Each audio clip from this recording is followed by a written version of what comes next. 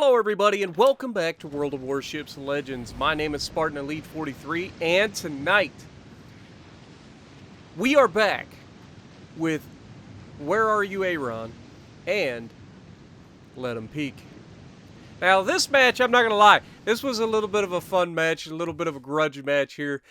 Peek had just gotten into the North Carolina and his goal was to show that the Sinop is better than the North Carolina. That was his goal. In the previous match, he went out, he had him a decent match, but it was subpar for his standards. And so now he's in the Sinop, and just to screw with him, I decided I'll bring out the North Carolina. So we're going to have ourselves a little bit of a head-to-head. We've got Spartan Elite 43 in the North Carolina. We've got Let 'Em Peek in the Sinop, which is running the United States basketball camo, which I can't stand. The Stars and Stripes basketball camo. I hate that camo. But it's a Russian ship running it as well, so it's hilarious. You're going to see a little bit of a different strategy by the two of us here.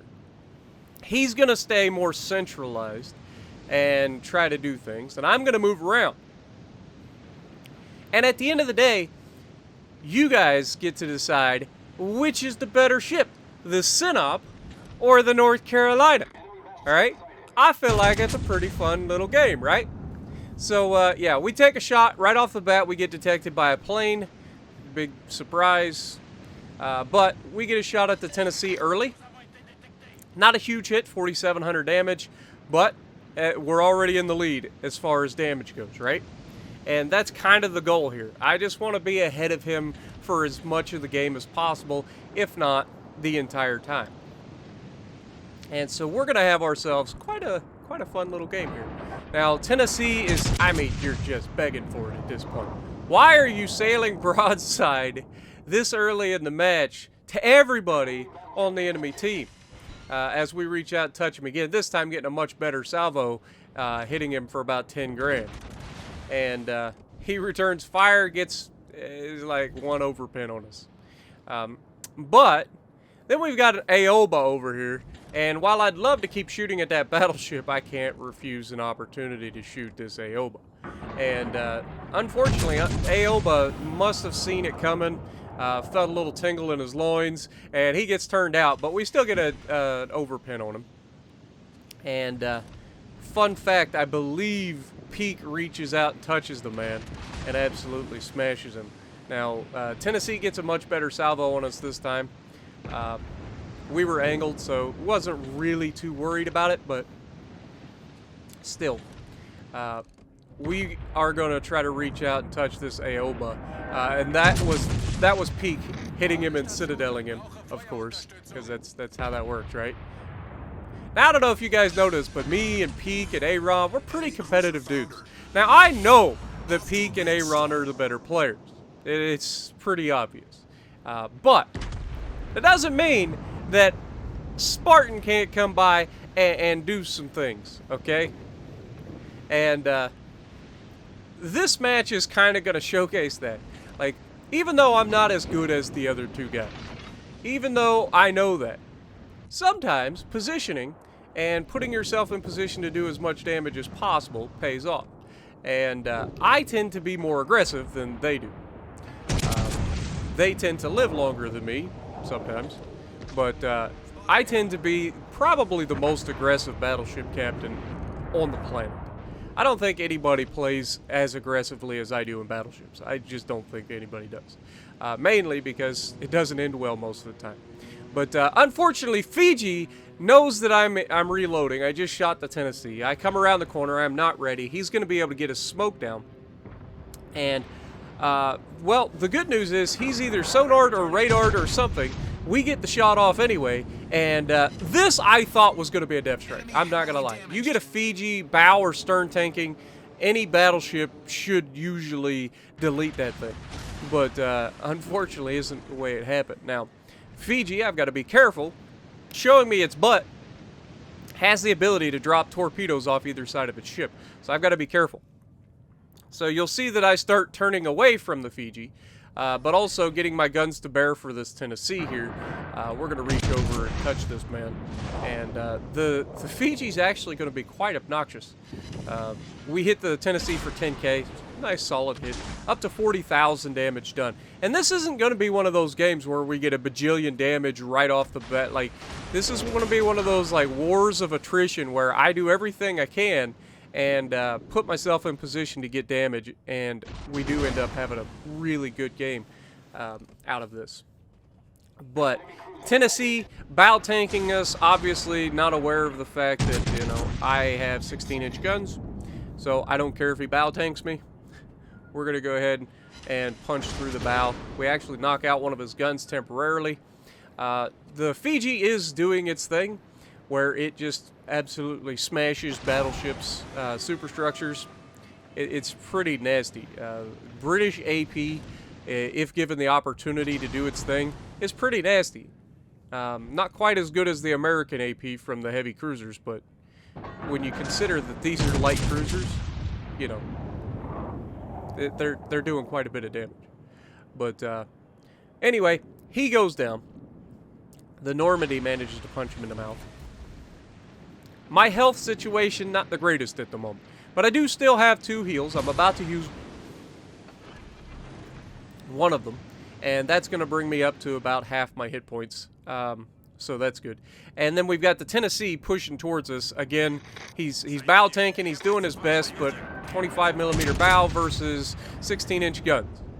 Luckily for him, I am not getting good dispersion. Like, my dispersion has been awful. He has gone to the point where he's like, screw it, I must shoot HE at this man. I clearly can't do enough damage to do anything with AP against the North Carolina, so I'm going to go with the HE and see if I can set fires. Unfortunately for him, he doesn't set any fires, and he's just begging for it, so I fire the rear gun, and we manage to go right through and finish him off.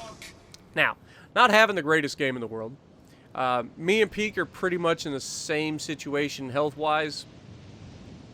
I've got 53,000 hit points.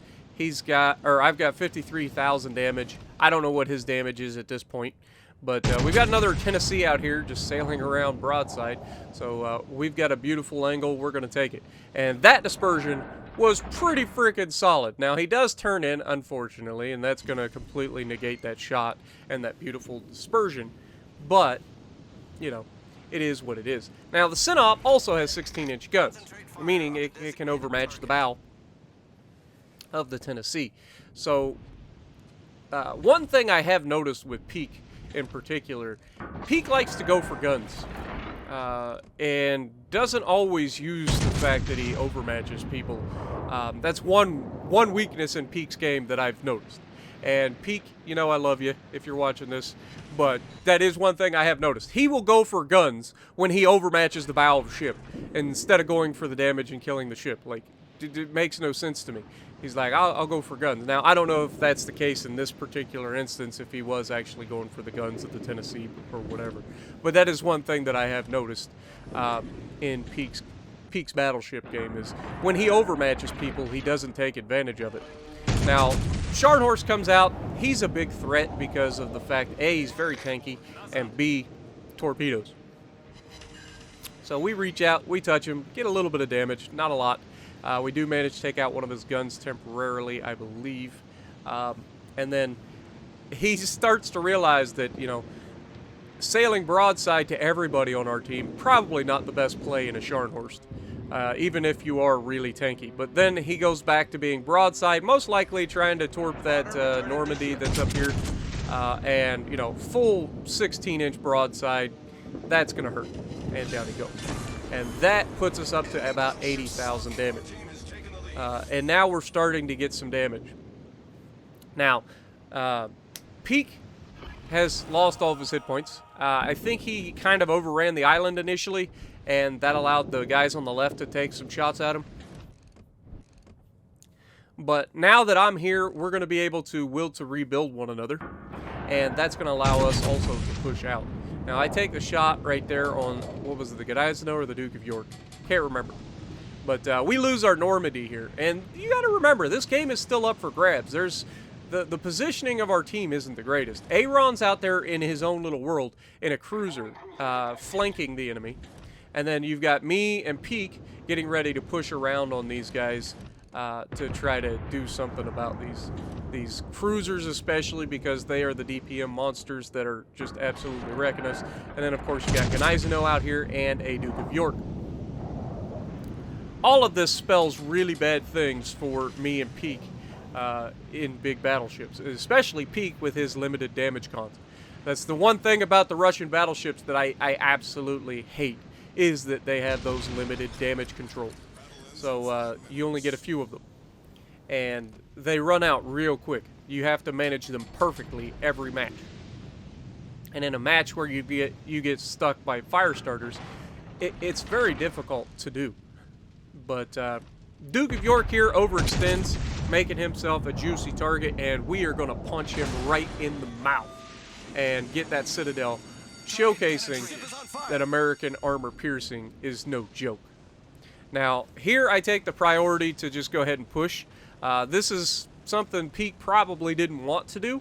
He has an island here. He feels pretty safe. But closing the distance is going to keep these cruisers from being able to lob that island on us. And that's going to allow us to limit who could shoot us and allow us to focus people down. Now, we're at 98,000 damage. We get another shot at the Duke here. You can see Peak also getting a shot at the Duke. We get him for 10k.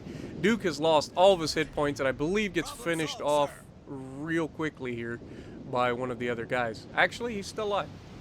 Still alive. But you can see we're not being targeted by the cruisers anymore. So that's the good news. Peak is pushing up with me. He's got to maintain that will to rebuild with both of us. It helps both of us at this point. We're both using it. New Orleans here is actually a viewer of the stream. It's Mexican. So we're keeping an eye on what he's doing, looking for an opportunity to nuke him. And then that's when this Gneisenau makes a full turn out, and we've got a beautiful broadside to shoot at. We take that shot and absolutely smash him, hitting him for 17,000 damage, getting our Confederate, getting our high caliber. He returns fire, gets a couple overpins on us. It's inconsequential. That takes us up to 127,000 damage, and I'm starting to feel pretty freaking good as Peak reaches out and just blasts that Gneisenau. You saw we hit him for like 17. Peak at least matched that. I don't know exactly how hard he hit him. I think he citadeled him, but we're trying to get around this corner. We're not afraid of the New Orleans whatsoever. He doesn't have torpedoes, and at this range, our overmatch ability is going to rip him apart. Even the Balti, with its amazing AP, still isn't that scary to a 16-inch battleship at close range, because we're going to be able to just go straight through his bow and citadel the crap out of him. Now, luckily for Mexican here, he's actually getting into a fight with Aaron, and he's going to go broadside to me. And this is like the perfect thing for him at this range, because I'm just going to get a lot of overpin. The game is not going to allow me to citadel him. And we single-fired our guns because we didn't want to blow our rear gun into the island.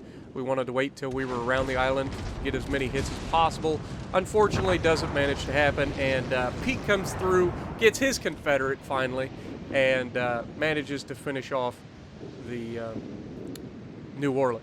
And the Abruzzi here is pushing up on our King George, and you know what's coming, so I'm trying to save my dude here. I'm like, all right, come on. We fire the front guns, we fire the rear guns, and we citadel him and finish him.